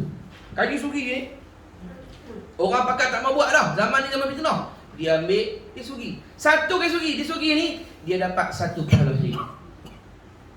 Dia semayang jemaah, itu sunnah Nabi, dapat pahala syahid. Dia baca Quran waqi'ah lepas subuh, sunnah Nabi, dia dapat lagi satu pahala syahid. Pahala saja. Setiap sunnah dia buat, itu baru dia buat. Dia ajak orang pula. Orang lain pakat buat macam dia juga, macam mana? Bagi dia pahala syahid yang.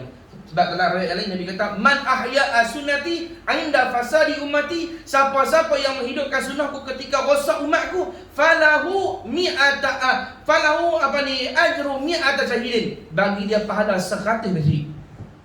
Ada setengah riwayat kata siapa-siapa hidup satu sunnah Nabi dapat pahala seolah dia majlis 100 kali. 100 kali dengan satu sunnah Rasulullah SAW. Kalau kita cerdik buatlah sunnah Nabi. Apa sunnah Nabi kita pakat buat habis.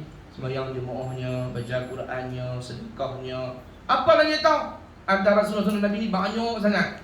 Pakai wangi-wangian tambah-tambah laki ketika nak menghadap Tuhan, nak semayang. Suginya ni, ridaknya. Lagi banyaklah. Masuk masjid kaki kanan, keluar kaki kiri. Masuk jamban kaki kiri, keluar kaki kanan. Salur baju tangan kanan dulu, buka baju tangan kiri dulu. Seluar kaki kanan dulu, kaki kiri kemudian buka kaki kiri dulu, kemudian bawa kaki kanan.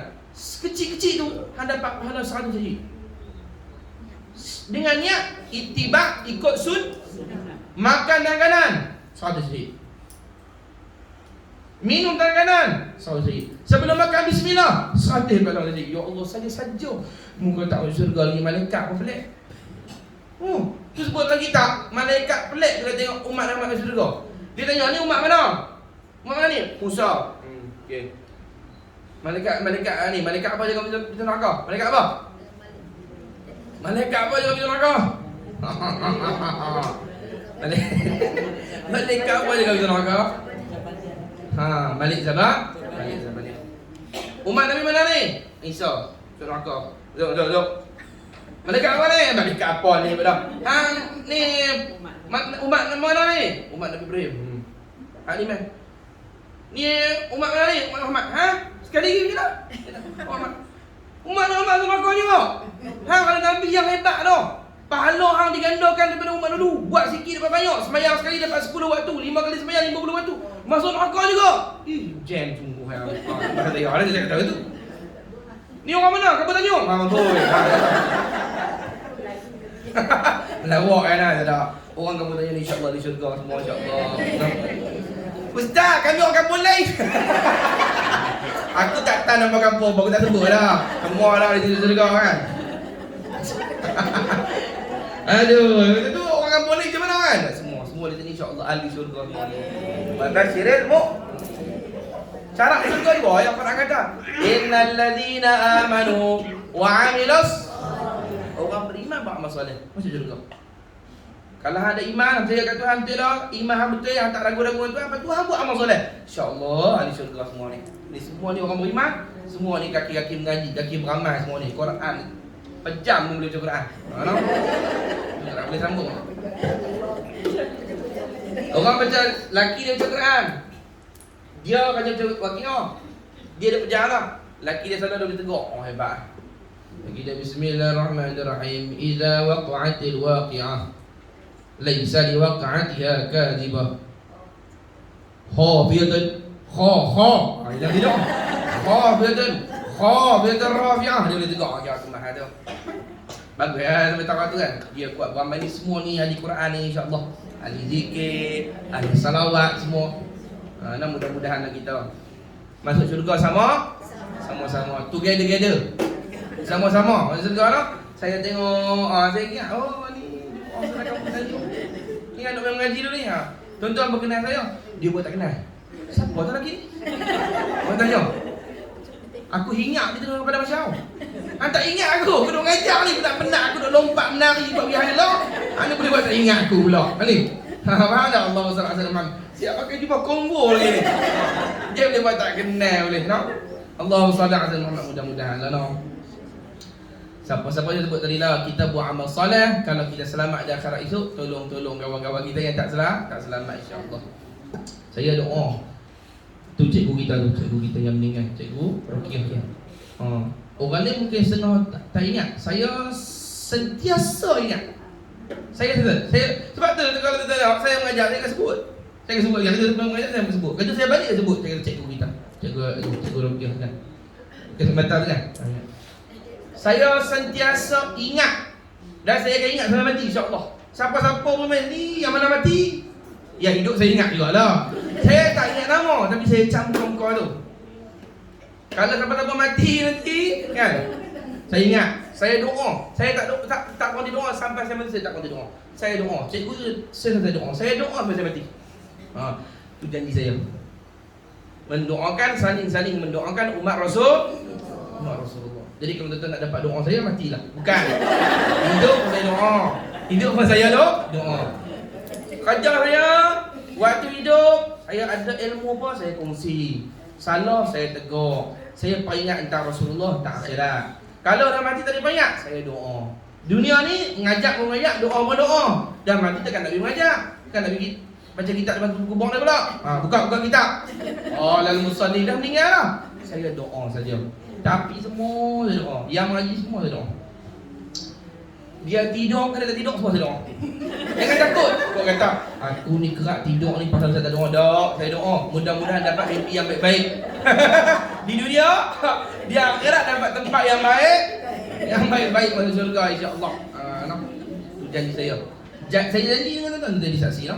saya janji dengan Rasulullah sallallahu alaihi wasallam, no, siapa-siapa pun yang mengaji dengan saya atau ada hubungan darah dengan saya, atau pernah buat baik kepada saya atau buat zalim pada saya, walaupun zahir saya marah, saya doa kesemuanya masuk syurga. Dan saya minta kat Tuhan sungguh-sungguh, kalau di akhirat esok Allah beri kat saya kemampuan boleh beri syafaat, kalau walaupun saya bukan ahli kan, saya tak mampu, saya ahli maksiat, saya yang kena ditumpah syafaat, kalau Allah bagi, semua saya akan tolong semampu saya.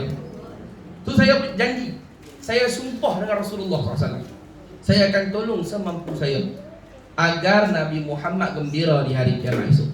Amin ya rabbal alamin. Tugas saya hanyalah khadam yang menggembirakan hati Rasulullah. Sedih kalau Nabi sedih. Sayyidina Anas bin Malik, dia khidmat kat Nabi 10 tahun. Daripada umur 10 tahun sampai dia umur 20 tahun Nabi wafat. Dia dah khidmat dengan Nabi 10 tahun. Dia tukang jaga kasut Nabi dan sebagainya. Kayu sugi Nabi nak sugi, dia tolong bawa kayu sugi Nabi, dia kasut kat Nabi. Ada satu peristiwa tuan yang Sayyidina Anas cerita. Dia kata lepas Nabi wafat, aku setiap kali teringat peristiwa ni aku akan menangis sampai hujung hayat aku menangis. Peristiwa dia tuan, budak 10 tahun dia jawab apa? 10 tahun jawab apa? Jawab budak-budak lagi. Nabi sekali tu, Nabi bagi kat dia amanah. Nabi kata, Anas, ini ada benda, kamu pegang benda ni, kamu pergi ke kampung sekian, pergi jumpa sebulan nama sekian, bagi benda ni, habaq kata Rasulullah bagi, dan sekian-sekian tu suruh main jumpa oleh Rasulullah. Dia budak-budak, macam kita suruh beli barang lah. Budak-budak, dia membawa barang Rasulullah, dia tahu Rasulullah. Dia bawa barang tu, dia nak pergi on the way, dia nampak budak-budak duk main. Bila budak duk main, dia buat apa? Dia berhenti main lah, tujuh kasut ke apa tak tahulah. Kalau tujuh kasut ke, apa dia ke, bowling padang apa ke, duk main. Bila main, masa kuih lanjut, dia tak boleh hantar ni barang. Nabi tunggu dia kat rumah, tak ambil-ambil. Akhirnya Nabi pergi turut, tengok dia duk main. Tapi Nabi ni akhlak dia kalau kita mampu lah. Putang kasut, tujuh kasut tadi, dia balon dah. Aku suruh dia tadi, aku tunggu punya lama, haduk main menatang ni. Nabi pergi belakang Nabi dah sikit lah. Nabi kata, Anas, apa yang saya suruh tadi buat tak lagi. Rasulullah dia dengar suruh belakang. Dia dengar muka Nabi, pucat lah suara Nabi tu. Dia pun, minta maaf ya Rasulullah, minta maaf saya pergi sekarang. Budak-budak. Sebab mak dia yang bagi suruh khidmatkan Nabi. Mak dia wakafkan dia untuk khidmatkan Nabi. Oh, mak dia cerdik. Orang lain wakaf harta, mak dia wakaf anak. Jadi khidmat Rasulullah. Hebatlah mak dia ni. Bukan sebarang-sebarang, mak dia cerdik. Jadi Allah SWT, dia pergi. Dia kata setiap kali aku teringat peristiwa tu, selepas Nabi wafat pun dia kata, aku teriak sebab aku rasa bersalah dengan Nabi. Aku buat bagi Nabi tunggu-tunggu sebab aku. Ada dia budak-budak. Dia budak-budak. Tapi tengok macam mana dia buat dengan Rasulullah SAW. Dia rasa amanah tu benda yang Nabi suruh kita kena buat. Tak boleh khianat amalan Rasulullah. Orang ada ilmu, Nabi bagi amanah, suruh jaga umat Nabi. Dia kena jaga umat Nabi. Dia kena jaga umat Nabi daripada dunia sampai akhirat dia kena jaga. Guru saya almarhum Abu Guru sekumpul, tiap-tiap malam dia tak berhenti doa kepada umat Nabi, teriak-teriak. Dia tak doa kepada diri dia doa kepada umat Nabi. Diri dia pun tak ada doa. Ya Allah, ya Tuhanku, Abu Guru kata, ya Allah, ampuni dosa ulun, dosa keluarga ulun, dosa murid-murid ulun, dosa jemaah ulun, dosa anak angkat ulun. Tu bahasa Banjar, ulun tu saya. Tu orang Banjar. Dia kata ampun dosaku, ampun dosa keluarga aku. Ya Allah, yang menyakiti ulun, sakiti aku. Dia kata, buat zalim, fitnah dia. Ampuni mereka ya Allah, jangan azab mereka sebab ulun. Ampun mereka, syurga ya Allah. Letaklah syurga. Depa tak mau satu orang umat pun dia azab kena depa. Walaupun orang tu zalim dia wali. Orang zalim dia kena bunuh neraka. Semua minta masuk syurga. Itu hati para wali. Hati yang mereka waris daripada Rasul. Ni kita semua ni Nabi nak tolong dah akhirat. Saya sebutnya tadi, Nabi sayang kepada semua kita ni. Setiap orang kita ni penting di sisi Rasulullah. Every person matter. Setiap orang ni ada harga di sisi Nabi. Dia tak ada kata dia tu Nabi sayang apa kita orang biasa. Tak. Semua ni Nabi sayang. Sayang. Setiap dosa kita buat, setiap seorang Nabi minta ampun. Nabi minta ampun kat Tuhan untuk kita. Betapa setiap kita ni penting di sisi Rasulullah. Tak terjadi seorang pun, walau dia seorang pemabuk, seorang pezina, Nabi fikir sedia di akhirat esok. Kita dan nak fikir macam semua manusia. Anak kita pun kadang-kadang ada bersedara. Tahun ni dapat jaga, hak ni bersedara pula. Pepetir tahun ni, hak ni bersedara. Nabi fikir semua ni. Semua. Every person. Hatta orang-orang kafir Nabi fikir supaya mereka dapat hidayah. Kalau Nabi tak fikir ke, tak sampai Islam sampai tahun ni. Kita ni kafir di Nusantara ni.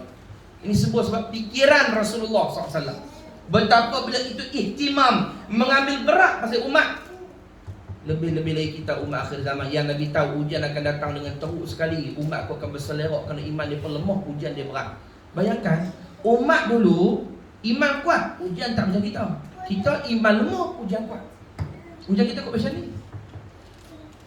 Ada tuan-tuan, mana Nabi fikir? Sahabat kita. Kita. Sahabat Nabi sayang, tapi Nabi tak serisau macam kita. Kita yang paling dirisaukan oleh Rasulullah setiap waktu sallallahu alaihi wasallam. Paling risau. Ya Nabi bagi jaminan tu. Nabi kata syafaati li ahli al-kaba'ir min ummati. Syafaatku untuk umat-umatku yang buat dosa besar. Nabi pegang syafaat. Kalau kita fikir patutnya Nabi bersyafat syafaat kat orang baik-baik. Depa buat taat penat-penat, siapa ada maksiat. Hak buat taat Nabi selamat dah. Nabi yakin dah insya-Allah. Hak ni hak buat ni lagu mana? Hak kotok, hak buat maksiat ni macam mana? Itu Nabi fikir, maka Nabi kata syafaatku untuk orang yang buat dosa besar di kalangan umatku. Itu yang dipikir Rasulullah. Tak ada satu orang pun kecuali semuanya akan dibubuh dalam syurga oleh Rasulullah SAW. Kita ingat tak kan Nabi SAW? Kemarin ingat tak? 2 hari lepas ingat tak kan Nabi SAW? Ada tak teringat ke Nabi sampai teriak? Ada tak rindu kat Nabi? Ada tak berasa lagu nak salawat banyak-banyak pada Nabi? Nabi ingat kita every moment, tiap waktu. Saya nak cerita saya tak erti. Kalau saya keluar semua perkataan pun, saya tak boleh cerita risau tu macam mana. Sebab tanyalah mana-mana awliya Allah, kalau mereka jumpa Nabi dalam mimpi mereka, soalan pertama Nabi bukan tanya apa khabar, sihat ke, lama tak jumpa, bukan. Soalan pertama Nabi SAW kepada para awliya yang jumpa dengan Nabi SAW, pertama kali Nabi akan tanya, macam mana umat ketika mai kepada aku ni? Waktu hamai kepada aku ni, umat lagu mana? Mereka semayang dah, mereka zikir dah, mereka solat dah, mereka puasa dah, mereka ikut dah, taat dah. Itu yang soalan pertama ditanya oleh Nabi kita Muhammad kepada para awliya. Tuan-tuan tak ada ni, semua kita ni dalam kebimbangan dan perhatian Nabi Muhammad. Daripada sekarang, daripada dulu, sekarang, sampai hari kiamat. Setiap waktu doa Nabi kepada kita tak pernah berhenti. Kita ni orang keras hati. Kita diajak fikir kita saja. Aku kena kaya, bisnes aku kena maju, aku kena tambah lagi income aku kena ni, aku kena ni. Itu cara fikir kita. Kalau Nabi fikir lagu tu, umat ni kafir habis. Bukan, Nabi tak ada fikir. Boleh tak Nabi nak tebuk atau jadi Rasul? Sahabat boleh bagi tak kalau Nabi minta unta ke apa? Kalau Nabi macam kita, kiamat punya orang ni. Nabi kata ni. Dia fikir dia macam mana umat. Dia lapang tak apa, umat tak boleh. Sampai Aisyah kata, ya Rasulullah, ada hari yang lebih sedih pada hang lebih daripada hari Uhud. Sebab Uhud 70 orang sahabat meninggal dan pok menakan hang Sayyidina Hamzah, dipotong hidung, dibelah dada, dikeluarkan jantung dia, ditokak jantung dia oleh orang kafir. Dia berbuat kat ayah saudara Nabi. Sampai Nabi waktu Nabi tanya, mana ayah saudara aku? Sahabat tak mau jawab. Sahabat tak mau jawab. Dia pun tak gamuk, dia pun tak Nabi akan teriak teruk. Sebab pok menakan Nabi, Abi Talib dah meninggal. Ayah Nabi lama lagi dah meninggal. Hamzah ni banyak bela Nabi, kata Nabi besar. Lepas daripada Abi Talib meninggal, Hamzah ni jaga Nabi. Orang kafir tak boleh sentuh Nabi sebab kena Hamzah. Tiba-tiba ayah saudara Nabi meninggal. Lepas tu kena belah, Nabi tak tahu lagi ni.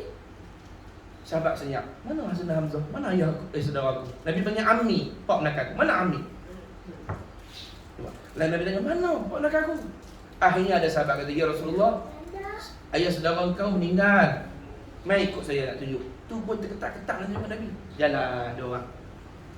Dia nak fikir macam mana nak tunjuk ni.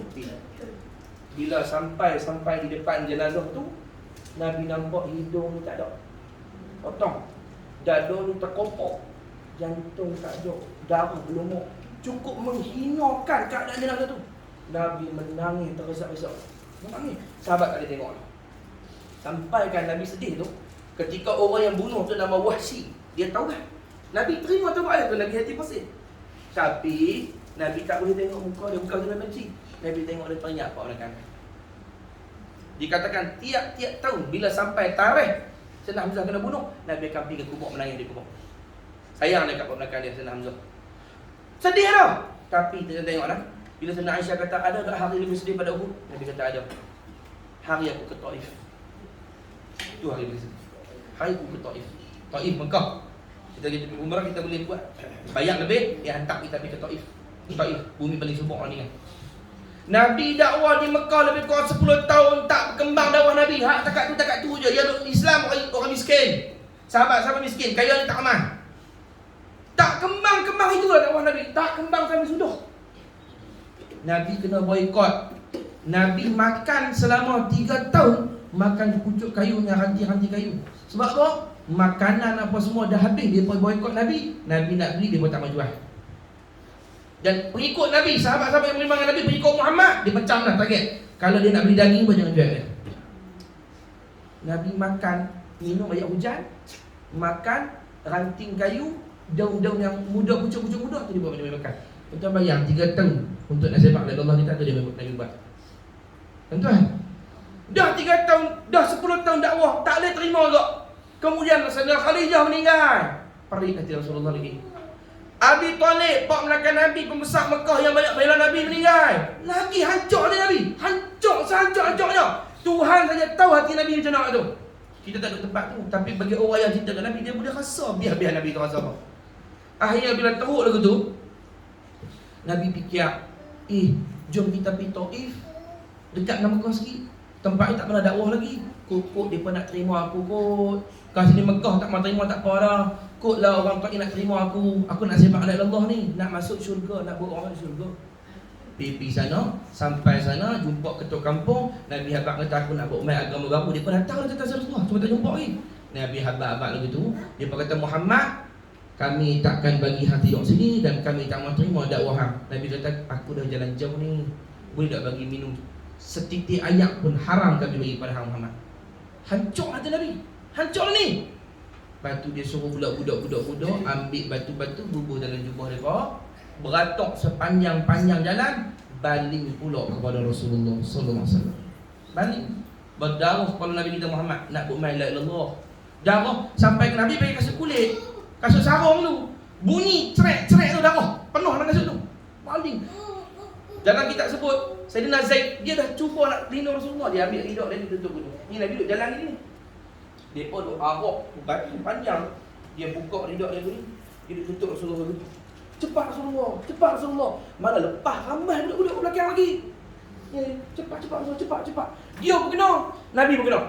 Habis nak bawa orang masuk syurga, orang bagi batu ni. Nak bawa orang masuk syurga. Berdarah apa semua ni. Nabi berehat dalam kebun kurma.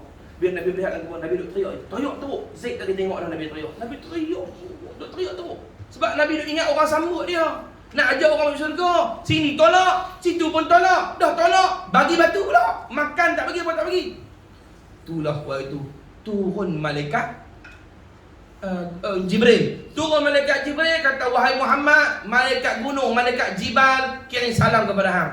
Dia pun minta izin Muhammad. Dia pun nak angkat 2 gunung di Taif ni. Hempak duduk Taif. Kena biadab mereka dengan kau wahai Muhammad. Kata ulama, waktu duk minta tu dah terangkat dah gunung sikit. Dah terangkat dah. Gunung tu dah tak duduk kat bumi lah, dah terangkat sikit lah. Nak tunggu yes ya. Boleh ya pada Rasulullah, nampak. Tapi tengoklah Nabi kita Muhammad SAW dalam keadaan hancur, sehancur hati. Hati dia tak ada dendam Rasulullah. Sehancur tu. Apa dia kata? Jangan, dia kata. Aku berharap daripada sulbi-sulbi mereka nanti keluar orang yang mengucap la ilaha illallah. Kalau dia pun tak mau terima nak cucu dia pun. Nabi fikir ni, kalau Nabi dendam, habislah orang tak ingat dia, tak ada lah. Macam Nabi-Nabi lain minta umat dia celaka kan, banjir lah apalah. Kalau mereka tak beriman tak apa, nanti ada belakang ni umat aku juga. Takkan mereka pun nak pancok juga. Kalau pak mereka tak mau terima, aku nak cucu mereka semua nak la ilallah. Dan betul tuan, kalau dalam Taif hari ni 100% orang Islam. Taif 100% orang Islam. Mesir ada lagi Kristian.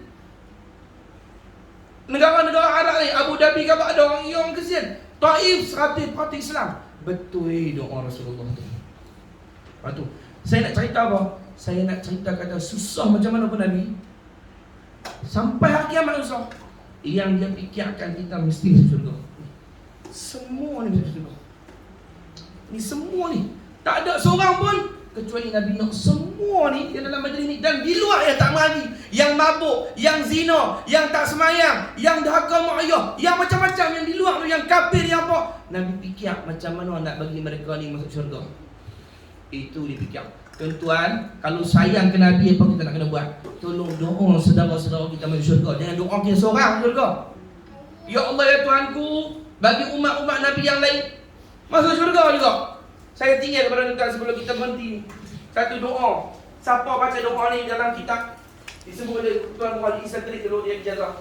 Siapa baca doa ni, Allah Ta'ala jamin kalau dia mati pada hari itu dia jamin syurga. Cuma saya bukan nak tahu saya, kalau dia harap nak tahu saya falsafah doa ni. No?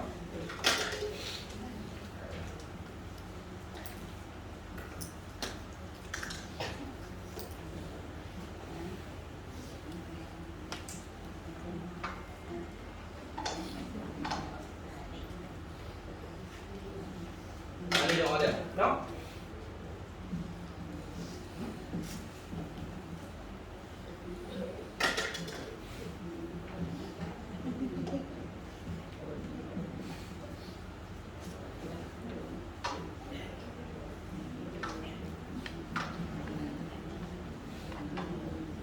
Ni doa dia.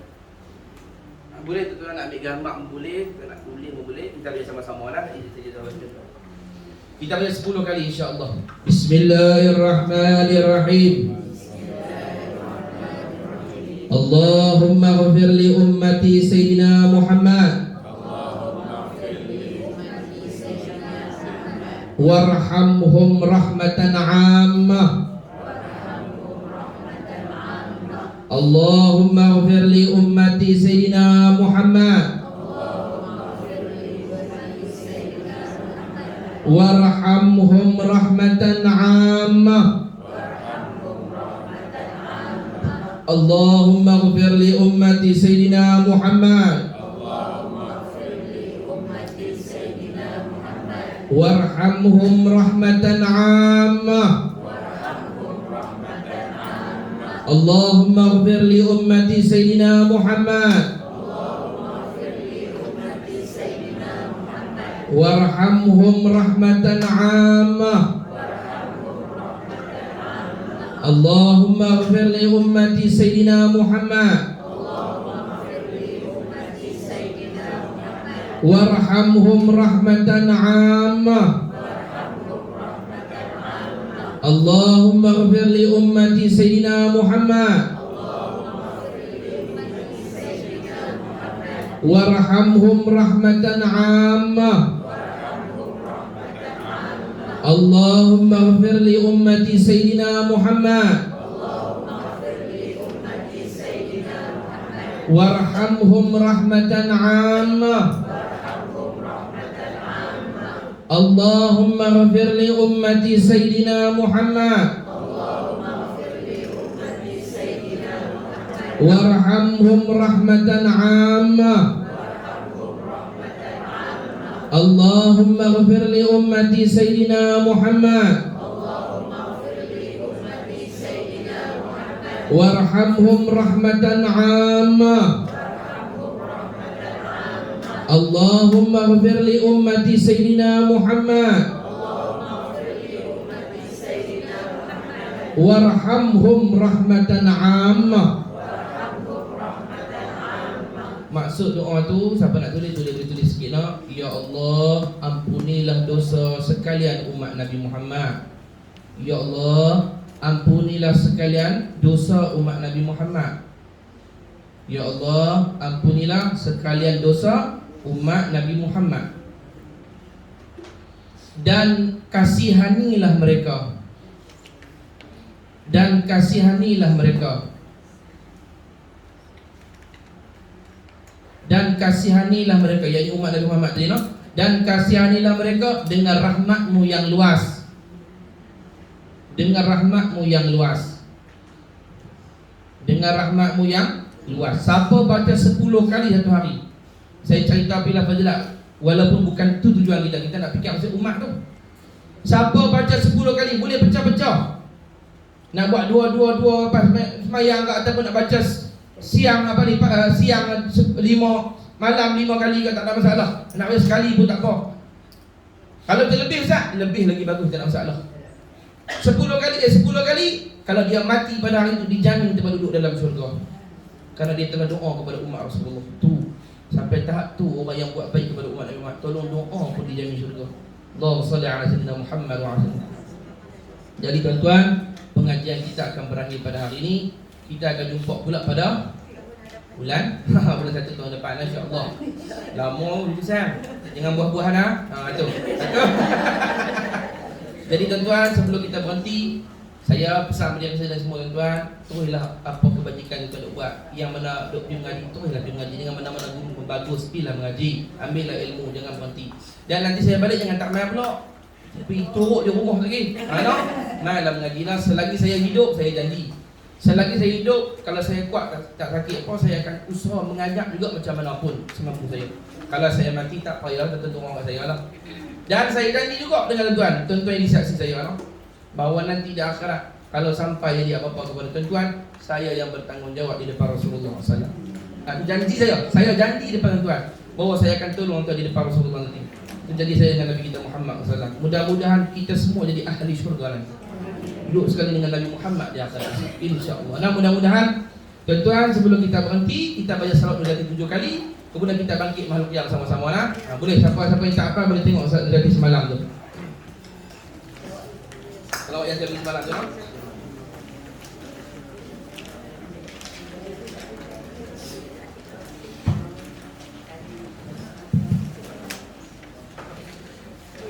soal lagi saya bagi pendek malam tu. Inna Allah wa malaikatahu yusalluna 'alan nabi ya ayyuhalladzina amanu sallu 'alaihi wa sallimu taslima. Allahumma salli wa sallim wa barik ala sayyidina Muhammad an-nur az-zati wa sirr as-sari fi sa'iril asma'i was sifati wa ala alihi wa sahbihi wa sallim. Allahumma salli wa sallim wa barik ala sayyidina Muhammad an-nur az-zati wa sirr as-sari fi sa'iril asma'i was sifati wa ala alihi wa sahbihi wa sallim. Allahumma salli wa sallim wa barik على سيدنا محمد النور الذاتي وسر الساري في سائر الأسماء والصفات وعلى آله وصحبه وسلم. اللهم صل وسلم وبارك على سيدنا محمد النور الذاتي وسر الساري في سائر الأسماء والصفات وعلى آله وصحبه وسلم. اللهم صل وسلم وبارك على سيدنا محمد النور الذاتي وسر الساري في سائر الأسماء والصفات وعلى آله وصحبه وسلم.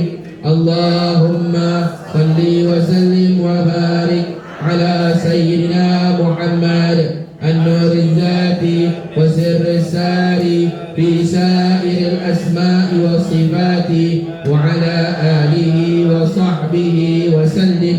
اللهم صل وسلم وبارك على سيدنا محمد النور الذاتي وسر الساري في سائر الأسماء والصفات وعلى آله وصحبه وسلم.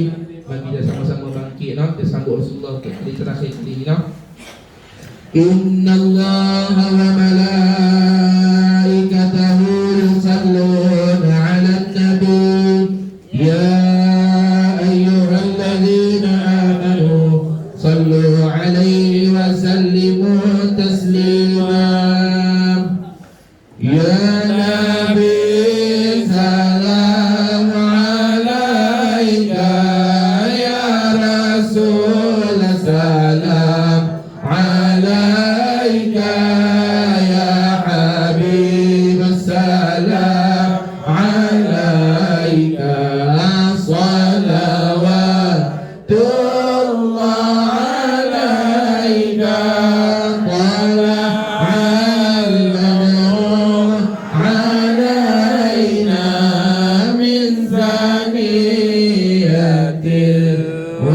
داعي وجب الشكر علينا ما دعا لله داعي يا نبي سلام عليك يا رسول سلام عليك يا حبيب السلام عليك صلوات الله عليك أيها المبعوث بنا جئت بالأمر المطاع كن شفيعي يا حبيبي يوم حشر واجتماعي يا نبي سلام عليك يا رسول سلام عليك يا حبيب سلام عليك صلوات الله عليك